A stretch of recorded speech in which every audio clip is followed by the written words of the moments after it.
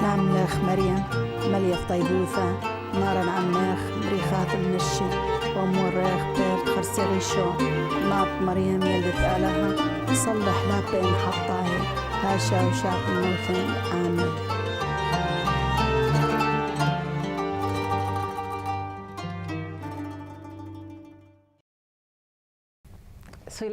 I'm Sister Maria of Guadalupe, Rodrigo.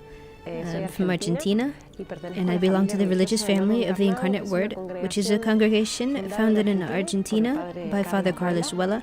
He founded the masculine branch in 1984 and the feminine branch in 1988. It's a missionary congregation which is found in 5 continents. I was 18 years old when I entered, and I prepared myself, like all the other sisters, with studies, formation, and when I was 23, I was assigned to my first destination, which was Bethlehem, Syria, in the Middle East. I've been there for 18 years. I started out in the Holy Land, the Blessed Land, where I studied Classic Arabic to be able to read and write. We do intensive studies when we arrive at the missions to enable us to do a more profound apostolate and to get to know the people. Knowing the language gives us a way to get to know them. Afterwards, I moved along to Egypt, and I was there for 12 years. They were 12 years of very beautiful mission work, very intense years. Years in which I was also able to get to know other realities, other communities that we have in the Middle Eastern countries. In Tunis, Iraq, Syria, Jordan, Israel, Egypt. And when those 12 years passed, I was sent to Aleppo, Syria. And that was in January of 2011.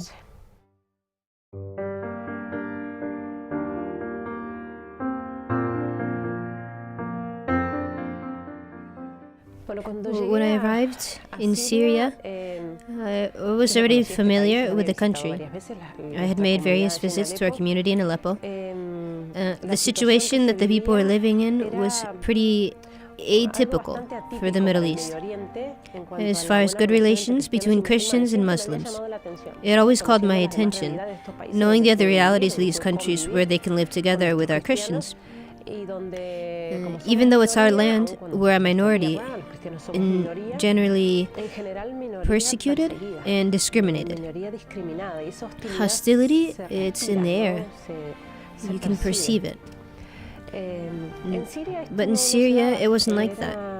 It was really strange that there were good relations even when the majority of the population was Muslim. And I think it was favored by the lay government of Bashar al-Assad. That is, even when we lived under a dictatorship, there was a certain religious freedom. The minorities had certain rights, Christians included. And that's why there were groups of friends, like 2 Christians with 2 Muslims, something I had never seen in other places. Therefore, this gave their society a peaceful and calm environment, while so many different groups were living together. Moreover, it was a very prosperous society economically. They're very hardworking people. It's true that it's a very privileged place due to its geographical position. Lots of commerce passes through there.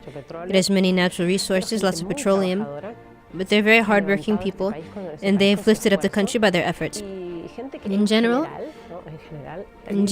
the people lived very well there. And the last thing that this country expected was a war and religious persecution. We certainly saw that this evil, called the Arabic springtime, was happening in other Arabic countries. But we really didn't expect anything like it in our country, in Syria. It came by surprise, and from one day to the next.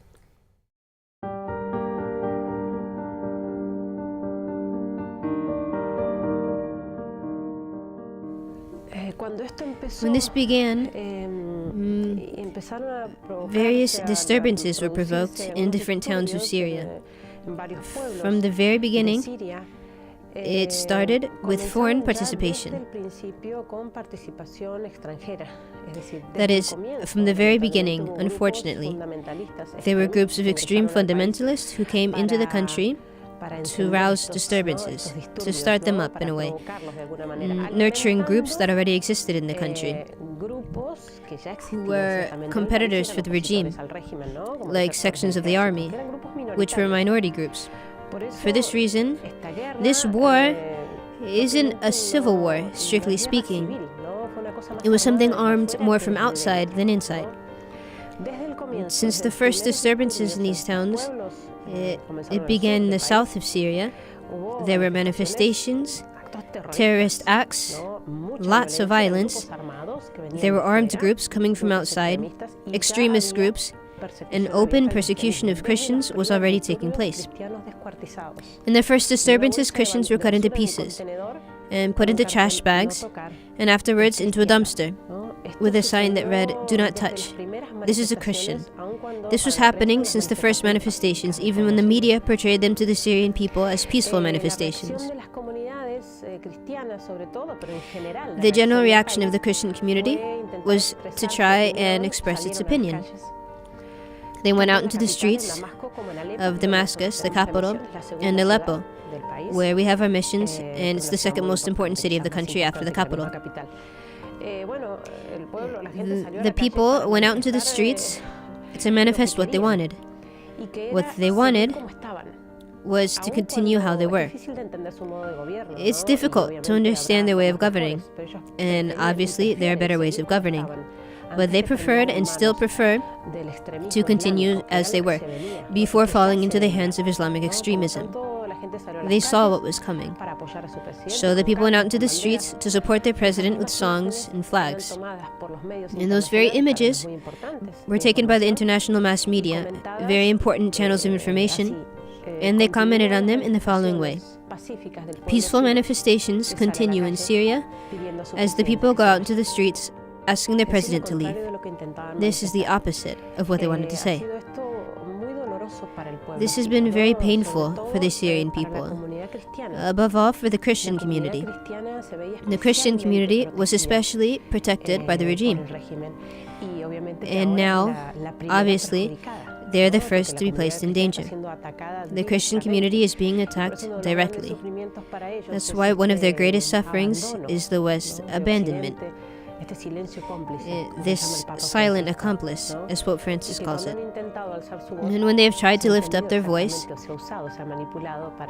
they've been absolutely used, that is, manipulated, making people understand something different from what they were really saying. I think there are peoples who are different from ours, with a different mentality, culture, idiosyncrasy, and they certainly have the right to sovereignty.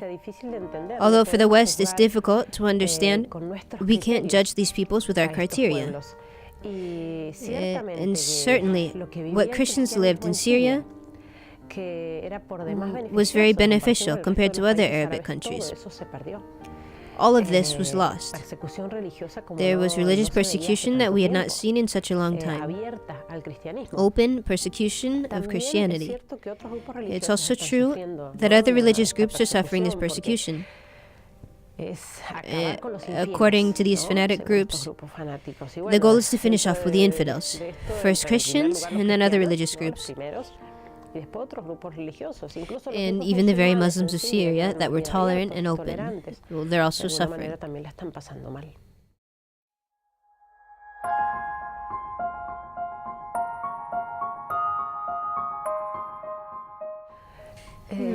It's striking that these Christians, and I'm speaking of Christians of Aleppo above all, the ones that I know and I have lived with, they represent how Christians live the faith in Syria. They were very well off economically. And as they themselves say, this caused them to be very absorbed in the world and forgetful of the most important things. In this sense, they were living Christianity a bit superficially. While they practiced the faith, Aleppo was also famous for its party life, its social events, and even excess in their social lives. So they had their sins and vices, or at least they led worldly lives. And when the war and the religious persecution begins, they see it as a purification of their faith. That's how they explain it. An older person from the parish said to me, as Christians, we were needing this purification of our faith.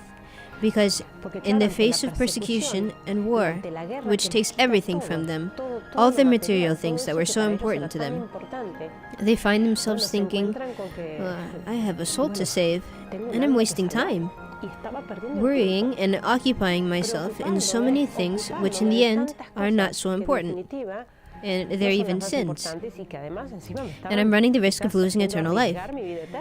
In this sense, the religious persecution has meant a strengthening of their faith. It's very impacting. There might be other cases, but I personally have not met one Christian who has been disappointed in the faith due to the persecution or whose faith has been weakened. On the contrary, the examples that we have are very impacting. They've clung to God and purified their spiritual lives. They're able to read into and understand what's happening to them. Obviously through faith, because humanly speaking, one would despair. They understand what is asked of them. They understand that what is asked of them is the greatest test of love, the greatest proof. There is no greater love than to give one's life for one's friends. And they do not doubt at all that the greatest proof is shedding one's blood for Jesus Christ. They don't doubt it. It's very impacting to hear it. The youth from the cathedral also say, fine, let them enter and take the city. Let them behead me. I'm a Christian, and I won't stop being Christian. It's very impressive because they're very simple people also, with their defects and limitations like us. Martyrs. We have martyrs, confessors of the faith.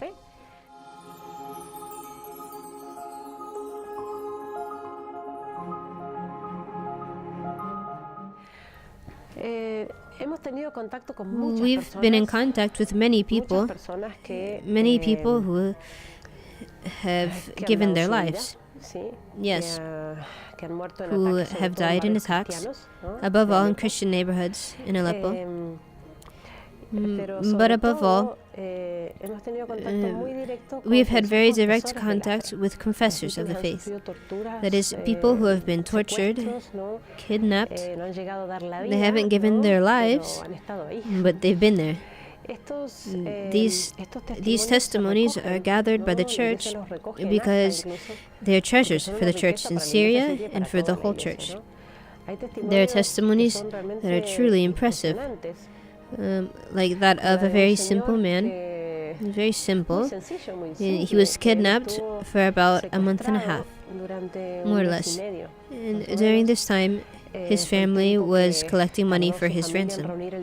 And these groups tend to ask money for the weapons that they use in exchange for the person that they capture. This man was prisoner for a month and a half.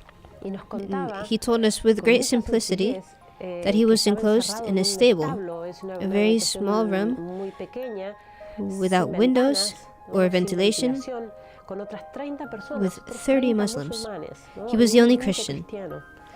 And he says that it was suffocating and very small, and that they took him out just once a day to interrogate him. With a machine gun to his temple, they would tell him that he had to convert to Islam, or they would kill him. When he explains it, he says, I said to them, you don't understand anything. You don't understand anything. I'm Christian. My heart belongs to Jesus Christ. I can't do anything. I belong to Him, and I'm not going to betray Him. I can't betray Him. Do whatever you want. And he said, well, one might say this in a conversation. You can say that, but when you have a machine gun at your head, these people are serious. It's not a joke. These people kill in the most atrocious ways. He told us, well, they would hit me and pressure me so that I would convert. And he told them, I can't do it. No. He would say to me, you wouldn't believe it, sister. They would shut me in the stable and take me out again and ask me the same question. These people don't understand.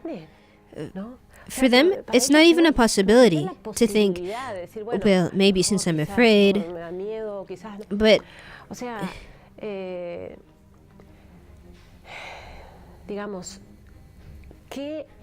what can be compared to eternity? An eternity full of joy. What can compare to it? Deny Jesus and have a few more years in this world? Deny Jesus at the cost of eternity? Never. Never. That's why it doesn't even cross their minds. And this man who was enclosed in that tiny stable with all these people, he's asthmatic. He suffers from asthma attacks, and he had various attacks during his imprisonment. And he told us that in those moments when he felt that he was dying because he couldn't breathe due to the asthma, he said, I don't know where the strength came from. I got on my knees and began to pray, and then I could breathe. He said, you wouldn't believe it, sister, but I could breathe. I was truly alleviated. When it was my turn to sleep, of course, we couldn't all sleep at once because we were so many. The others, when it was my turn, the others, all Muslims, would wake me up saying, get on your knees and pray to your God because we can't take it anymore. And I got on my knees and prayed, and everyone was comforted. Miracles of faith. Miracles like this. It's very impacting.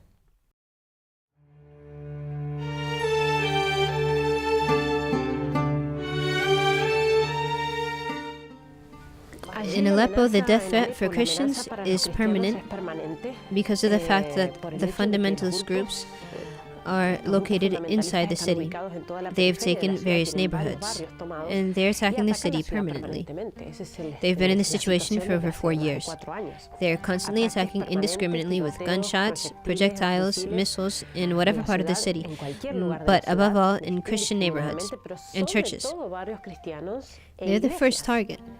And that's why it's very impressive to be in Mass and see the churches filled. You can be in Mass and you hear the explosions, the gunshots, and cannon blasts. It's very impressive to see them pray. They're there praying, and even more than before. Because before, maybe it was like going to the movies. You know, there were spectators at Mass. Maybe they barely say their responses and sing a little. But now, it's not like that. They have their books in hand and they sing out lively. It's as if they're saying, we're going to drown out the noise of the explosions, knowing that they might lose their lives in that very moment. You say, well, what better way to die than in the middle of Mass? They don't at all put in doubt that they will continue practicing their faith. And in this sense, it hurts to hear about the people's reaction after the attempt in Paris. The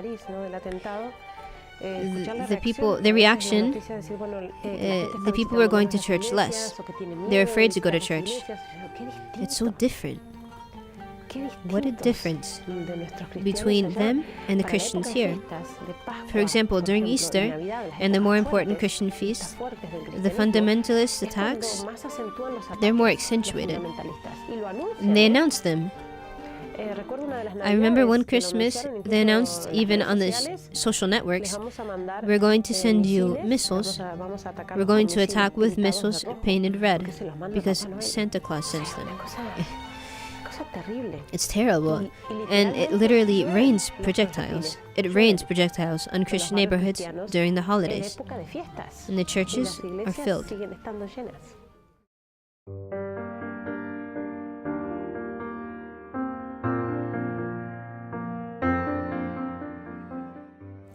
I particularly was living in Egypt when the new community was founded in Iraq, in Baghdad.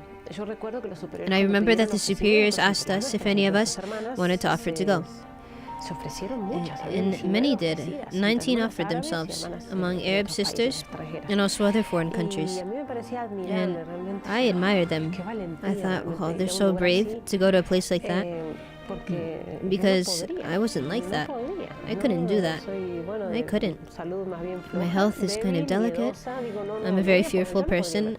I could never do anything like that. And when I was in Syria, I hadn't been there for very long, 2 months. The war started overnight. It happened overnight. There were tanks in the streets, planes overhead, gunshots, cannon blasts. The windows would break from the explosions. It happened. It really happened from one day to the next. And no one was expecting it. And in those first days, living in this dangerous situation, our superiors asked us if we were willing to stay there. If we wanted to continue, we could ask for a change of destination. Obviously, they were not going to oblige us to stay.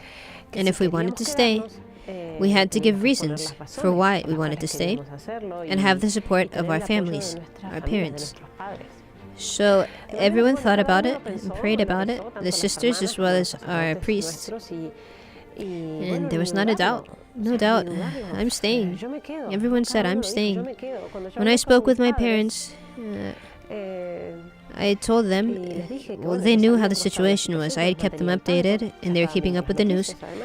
And I told them, I want to stay, but I don't know what you think about it.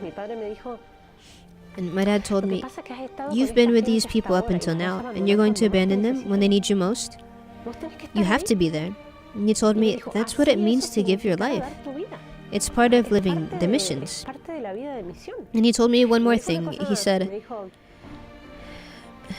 I do not at all intend to compete with God. He can take better care of you there than I ever could here.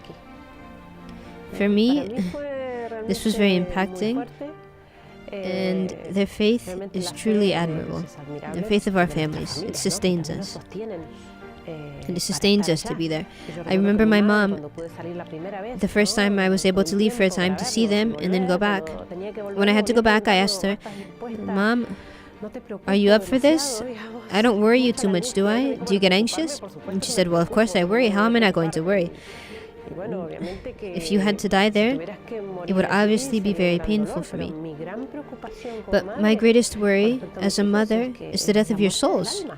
This is what really worries me, as far as all of my children. So, in this sense, it strengthens me and the other sisters. Each one had to consult her family to be able to continue there.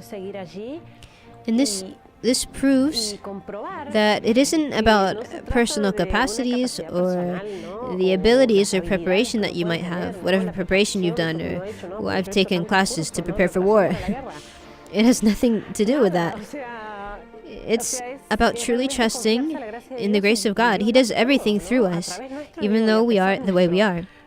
I see this every day. I attribute it directly to a grace from God. There aren't natural human reasons for all of this. It's the least one can think, living with continuous bombardments for 4 years, day and night, permanently, only seeing death and the wounded, tragedy. The least one thinks is that there's nothing that can be done. Yet God sustains us. He sustains us so that we are even happy. We participate in the same graces as the martyrs. They live it like this. For us, as missionaries, when they tell us, wow, sister, you all are there and you're doing such great things, my face sort of falls and I say, it's them, really. For us, it's a privilege. We're living our daily lives together with the martyrs of our times. What greater grace than this? And that's why we live every day. We live everyday life like they do, trusting in God, praying a lot, knowing that one day God can also ask us for our lives. As He's already asked of various missionaries of other congregations who are risking their lives daily. But we know that it's part of the program, part of the package. It all comes together.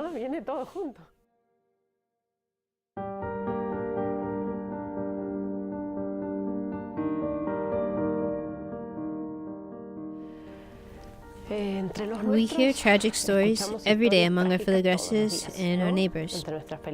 It's a daily occurrence. It happens to us too. Our neighborhood is being attacked also.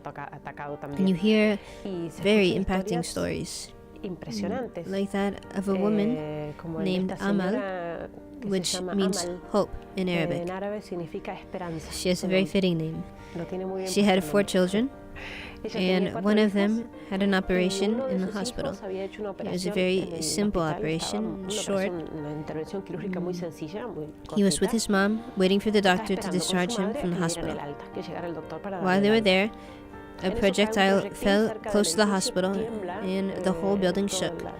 And he asked his mom to look for help to change his room, because he was very close to the street. His window led to the sidewalk.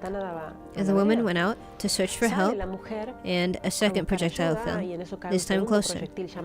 And when she went back after hearing the boom, she retraced her steps, and she found her son blown into pieces from the explosion. She mourns very much for him. His name was Naum.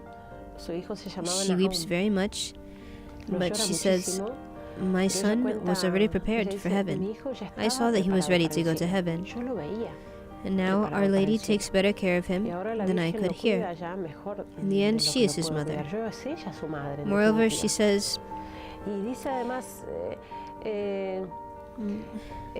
"What has happened to us is horrifying. So many families have been destroyed by this war.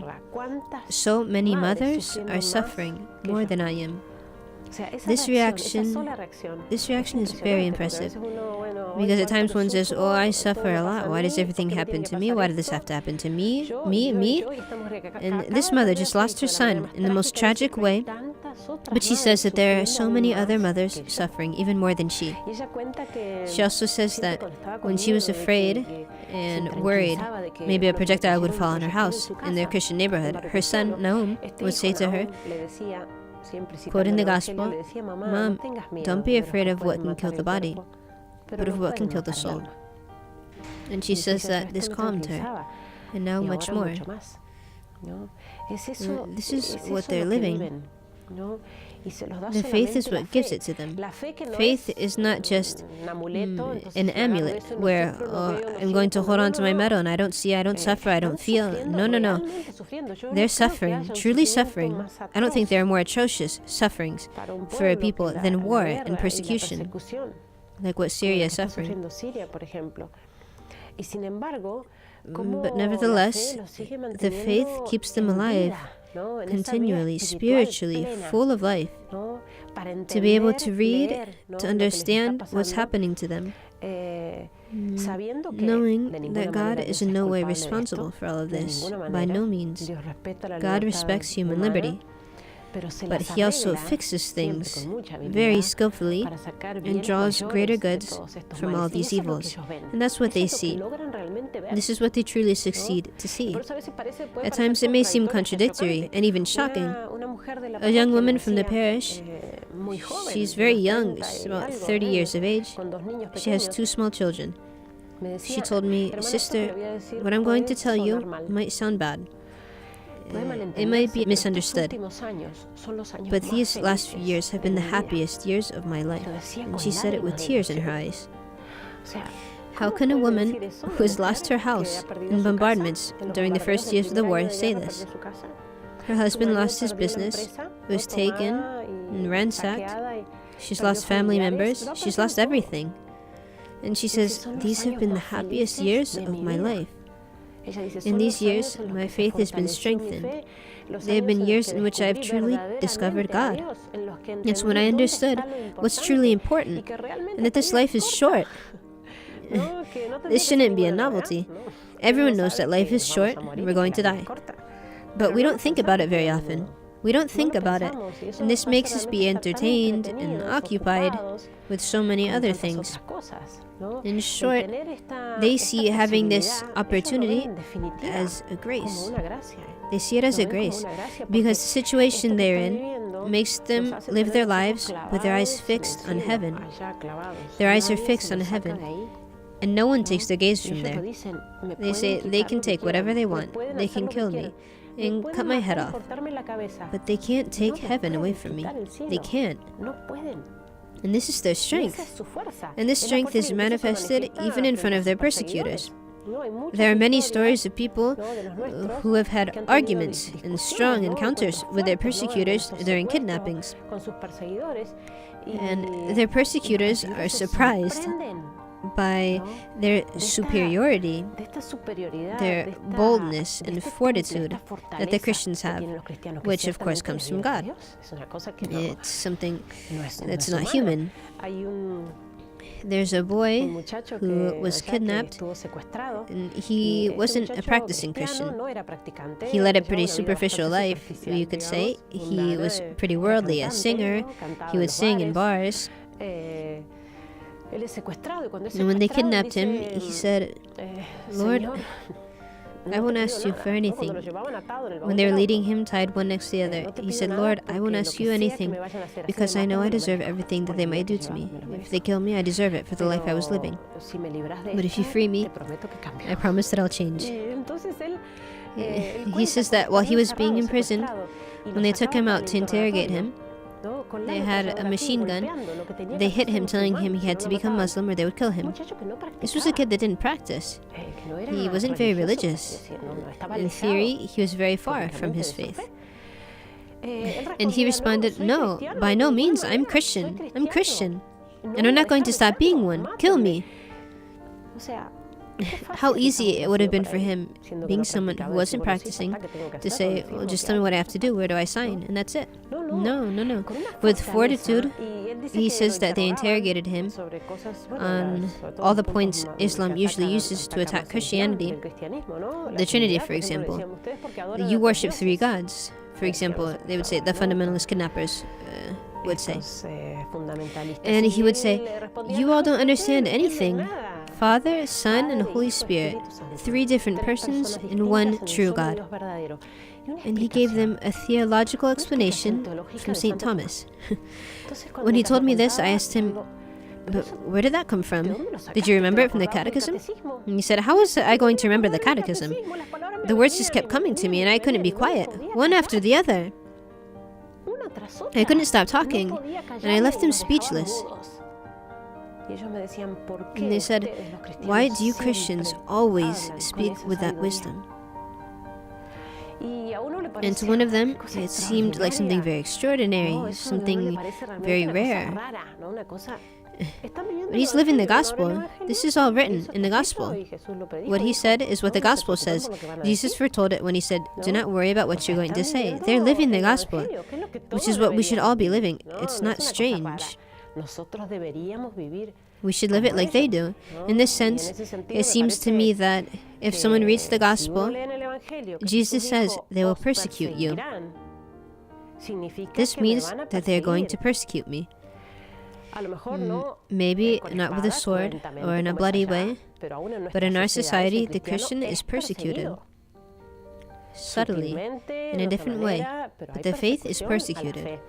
So if I personally, living my faith, don't feel this persecution, or at least I feel that my faith doesn't contrast with the spirit of the world, I'm doing something wrong.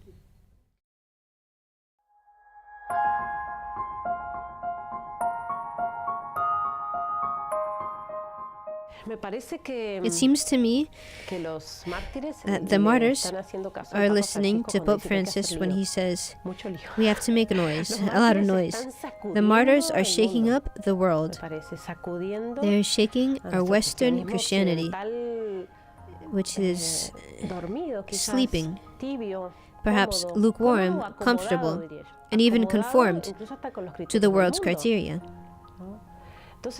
So in this sense, they help us to wake up.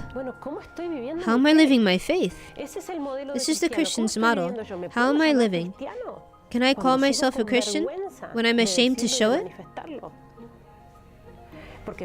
Because beyond all the pressures and prohibitions that there might be, many times it's we ourselves who hide our faith for human respect, for the mere sake of human respect.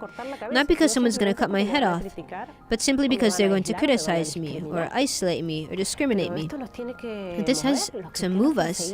The persecuted Christians have to make us say, that's enough, I can't live my faith like this.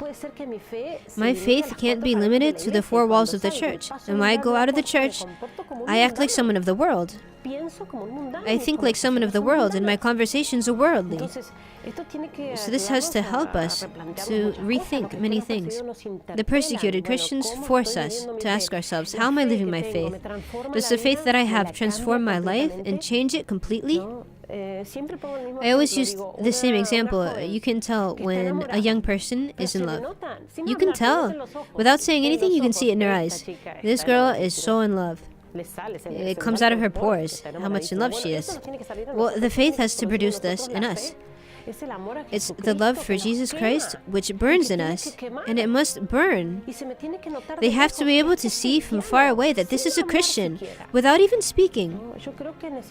I think our Western Christianity needs the persecuted Christians. And we can't permit that their blood be shed in vain. Therefore, each person has to examine personally how he is living his faith. Are we fearful? Fearful to show ourselves Christians? Afraid to live our Christian morals? Have they made us believe that Christian morals are something of the past? How many young Christians are suffering this pressure? They make them believe they are going against society, when in reality, it's the other way around. This has to give us strength to the youth to live Christian morals. For example, purity and chastity, things that nobody talks about anymore. You don't hear about it. This has to strengthen us. Besides, the price is so great. It's an entire eternity that's truly worth it. Any sacrifice that I might have to make here is worth it. Any renouncement. I can't have such a tiny heart to try to live comfortably with pleasures for a few years in this world. How many years? 50? 100? 110. And afterwards? It's worth it. It's worth it to be a true Christian. Being Christian halfway doesn't serve for anything. And what's at risk is eternal life. It's a lot. So we must give our lives every day martyrdom. St. Paul says, I die every day. It may not be with a sword, but it could be by renouncing so many things that I have to renounce, accepting tests that I have to accept, making an effort to live the virtues, which isn't easy. And this, certainly, as we see in persecuted Christians, brings true joy, which I don't see very much in other places. True joy and true freedom. Because these people, these persecuted Christians, are truly happy and truly free.